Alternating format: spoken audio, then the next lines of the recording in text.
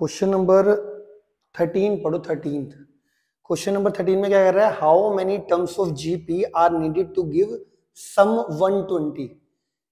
क्या कहता है क्वेश्चन के अंदर, ये ना आपको जीपी दे दी, इस जीपी के अंदर कह रहा है पहली कितनी टर्म ले कि सम 120 आ जाए। क्वेश्चन समझ में आ गया। जैसे मैं कहूं पहली कितनी टर्म लूं, पहली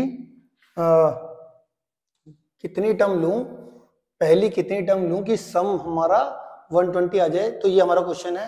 बट मैं आपको इसमें एग्जांपल देकर समझाता हूं।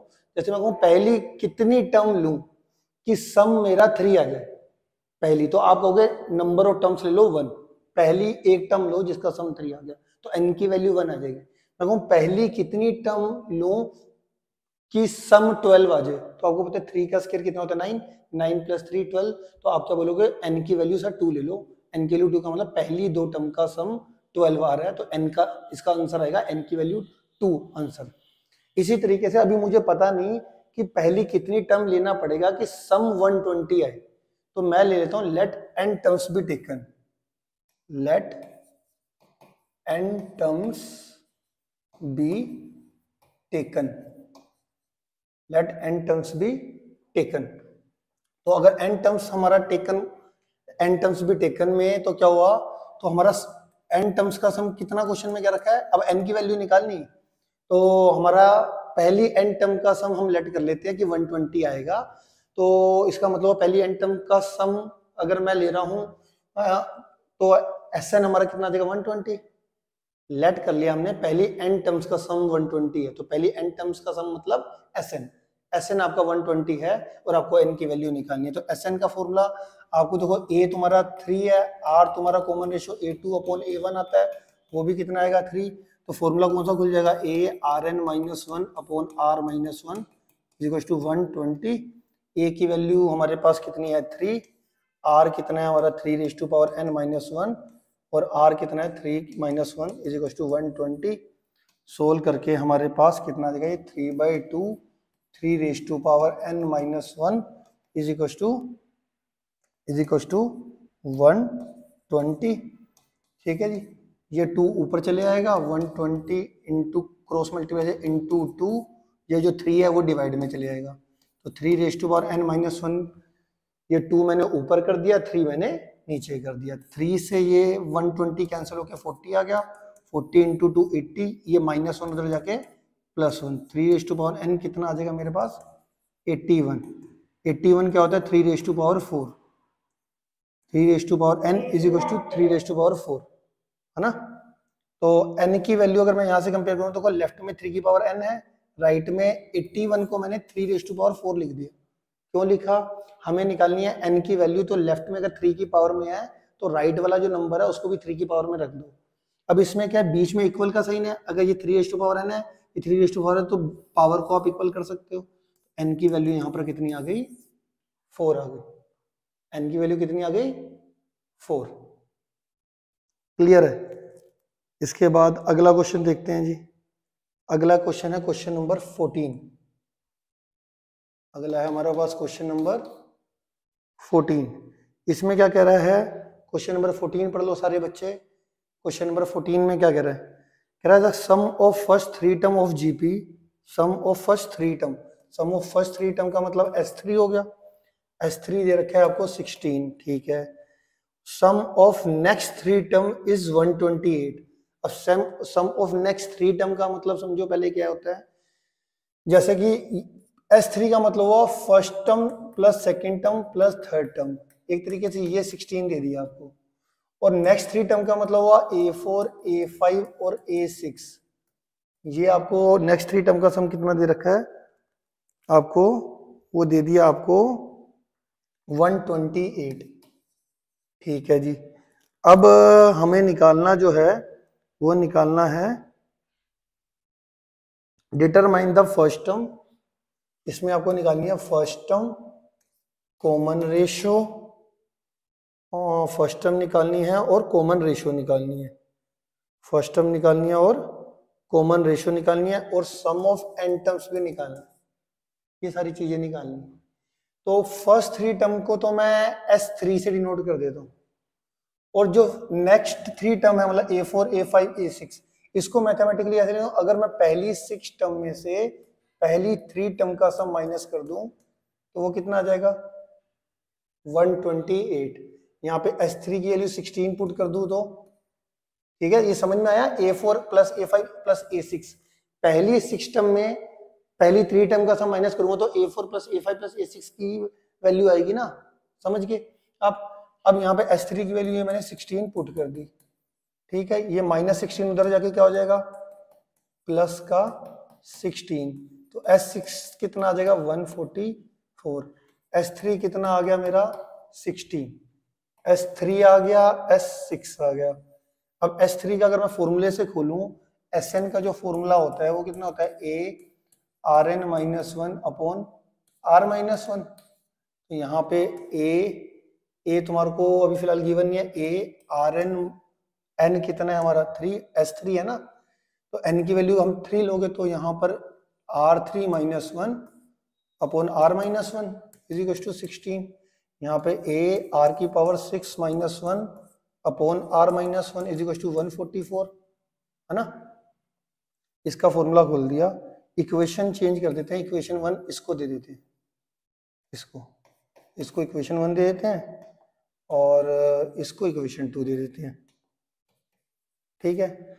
अब सबसे पहले हमने क्या करना है कि भाई इसको इससे डिवाइड कर दो। इसका क्या फायदा होने वाला है, जब मैं इस इक्वेशन को ध्यान से देखो, इस इक्वेशन को ध्यान से देखो, जब मैं इन दोनों को डिवाइड करूंगा A से A तो कैंसिल हो जाएगा, तो हमारी सारी इक्वेशन R में रह जाएगी और R को आप सोल्व करके R की वैल्यू निकाल दोगे। तो मैं क्या करने वाला हूं,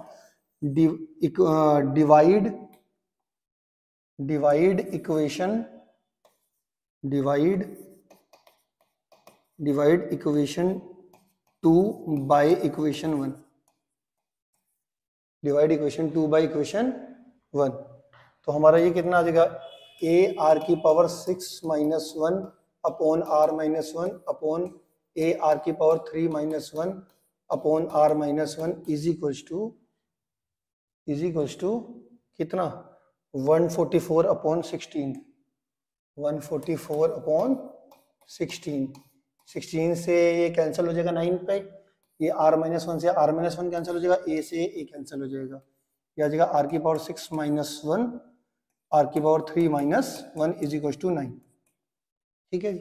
क्रॉस मल्टीप्लाई कर लेते हैं, तो यहाँ पे इसको इससे मल्टीप्लाई, इसको इससे मल्टीप्लाई, तो R की पावर 6 माइनस 1 को 1 से मल्टीप्लाई करेंगे तो यही आ जाएगा, 9 को इससे करेंगे आ जाएगा 9 R की पावर 3 माइनस का 9, इसको इधर ले जाओ, R की पावर 6 माइनस 9 R की पावर 3, ये माइनस 9 वहां पे जाके प्लस का 9 हो जाएगा, तो ये प्लस का 8 हो जाएगा, है ना, ये चीज आ गई। अब देखो ये R की पावर 6 R की पावर 3 और कांस्टेंट में आ गया। इसमें अगर मैं देखो, वैसे मैं डायरेक्ट बोल रहा हूँ, इसको ना मिडिल टर्म स्प्लिटिंग से सोल्व कर सकते हैं। कैसे, जैसे क्वाड्रेटिक इक्वेशन में क्या होता है, ये जो भी पावर होती है उसकी आधी पावर इधर होती है और ये कांस्टेंट होता है, तो जब भी ऐसा हो जैसे पावर 4 इधर हो फिर पावर 2 हो फिर कांस्टेंट हो, तो इसको आप मिडिल टर्म स्प्लिटिंग से कर सकते हो। पावर 10 हो, यहाँ पे पावर 5 हो और कांस्टेंट हो, तो आप इसको मिडिल टर्म स्प्लिटिंग से सोल्व कर सकते हो, ये हमें पहले से ही पता होना चाहिए, ठीक है। तो यहाँ पर R की पावर 6 का R की पावर 6 प्लस करके 9 मल्टीप्लाई करके 8, अब सोचो कि क्या आएगा, प्लस करके 9 में हमारा आ जाएगा R की पावर 6, ये जो 9 है इसकी जगह पे मैं लिखने वाला हूँ 8 प्लस 1, मिडिल टर्म स्प्लिटिंग तो आपको आती ही है, 8 प्लस 1 R का क्यूब और ये प्लस का 8 इज इक्वल टू 0, ये R का क्यूब अंदर जाएगा, R की पावर 6 माइनस 8 R का क्यूब माइनस 1 R का cube plus 8 is equal to 0, R की पावर 3 कॉमन आ जाएगा, तो R की पावर 3 माइनस 8 माइनस 1 कॉमन ले लोगे, R की power 3 minus 8 is equal to 0। अब दो फैक्टर आ गए, एक आ गया R की क्यूब माइनस 1, एक R का क्यूब माइनस 8। अब इन दोनों का प्रोडक्ट अगर 0 है तो आइदर ये 0 और ये 0, तो R की cube is equal to minus 1 उधर जाके प्लस 1, 1 को आप 1 का क्यूब लिख लोगे, यहाँ से R की वैल्यू आ जाएगी 1, R का क्यूब इज इक्वल टू आ जाएगा 8, तो 8 को आप लिख लेना 2 का क्यूब, अगर मैं अब इक्वल करूंगा तो यहाँ से R की वैल्यू भी कितनी आ जाएगी 2 आ जाएगी, है ना। ये 8 को 2 का क्यूब क्यों लिखा, क्योंकि इक्वल कर सके, तो R की वैल्यू 1 और R की वैल्यू कितनी आ गई 2। तो यहाँ पे देखो r की वैल्यू 1 आ गई और r की वैल्यू 2 आ गई।